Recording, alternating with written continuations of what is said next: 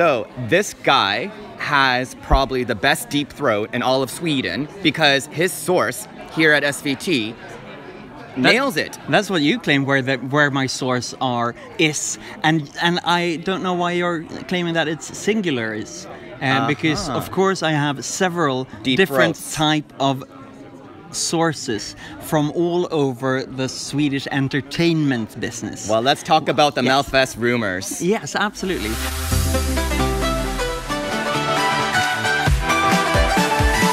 All right, so this guy is the star of one of the biggest publications in Sweden, Aftonbladet. Tobbe Ek. Yep. Hello. Hi there. You have said so many of the rumors, and you've been pretty right about a lot of them, including a lot of speculation today. Absolutely. Last year we had 24 out of 28 artists. We nailed them. And I wouldn't say it's rumors. Our sources know what they're talking about. Right. Sometimes they don't know as much as they think they know, but they know a lot. Oscar instead. Yes. The old phono.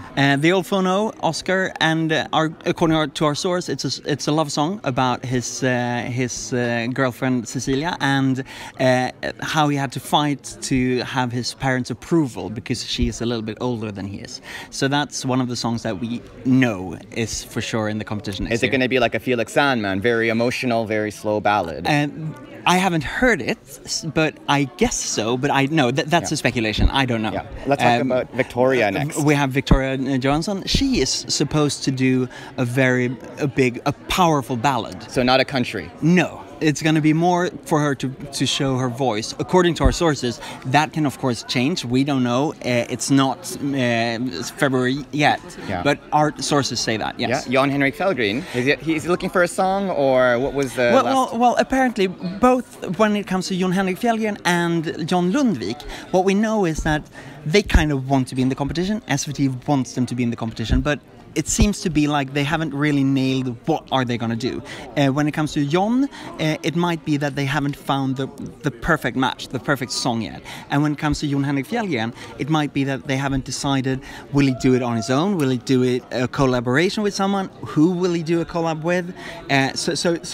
Those are the things that is going on there. And you mentioned Anne-Louise, who's going to go for another record. Time. You say that with a bit of a... No, I'm amazed. I think she is so cool. 74 years old and still doing this. I really hope that she will do a powerful Schlager up-tempo song. Rumors say that it might be a ballad, and I think that would be the wrong way for her to go. But I really hope that she will bring some classic traditional Schlager back. Right. And we have Nano. Nano, yes, Nano is supposed to be in it. Yes.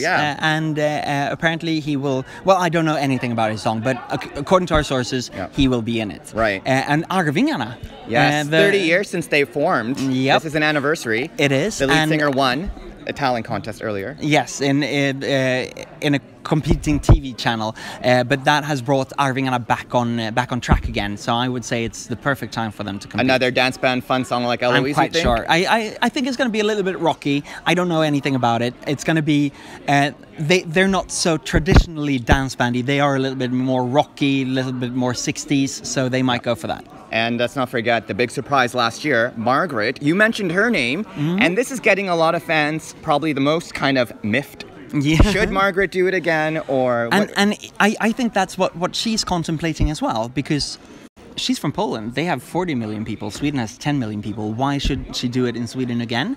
But she did very well in Sweden, and this might be a way to get another hit more on an international base. Right. So I'm not sure whether she will be in or not, but our rumors say that she's really close. That is exciting because we love our Margaret, but let's say for John and Jon, where they don't have a song, how does that work? Does SVT go out and find the song? Because the submissions are already over. Well, the jury chooses 14 out of the 28 songs. The other 14, SVT can pick and choose how they like. And in these cases, it's always very different. But it can be that, okay, we really want this artist, but only if we find the perfect song. So they tell the record label, they tell the management, go out and you better find us the perfect song. And SVT can be rather harsh in saying, we want a song that fulfills these elements. Right. If it doesn't, no, then we're going to pick someone else. Yeah. But of course, SVT, when they have somebody that they're really keen on, they help out in pairing the right songwriters and the right producers together, because they when they're keen on an artist, they do everything to find that song, but it's still not their job to do it. The artist must be in it, working his or her way into it as well. Yeah. Now, in the last 2 years, for example, 2 years ago, Loreen was a big surprise, and last year Margaret was the big surprise. So it seems like there's a trend now to have one really surprising act. Do you think we're going to have one this year? I would say that for the international fans, Margaret was a big surprise. For the Swedish fans, it was like, who? Because she wasn't really well. She had one hit in Sweden, but she wasn't the big major act. Wow, like Loreen. But I'm sure that there will be one or two this year as well. But I hope that we at Aftonbladet can reveal it in advance. I have a few hunches. Aren't you popular with SVT? They hate me. But I have a few hunches on rather big names that will be very big news if they're in it. So you think there is a big name, but you don't want to say anything unless you know that your source confirms. No, absolutely not. And I wouldn't tell you because I would tell Aftonbladet first. But it can also be that the names that I have, they might be in it, but they might have an other surprise that is the big name. Yeah, well, if you want to see more, Aftonbladet is where you find Tobbe. And don't forget to follow Schlagerbloggen.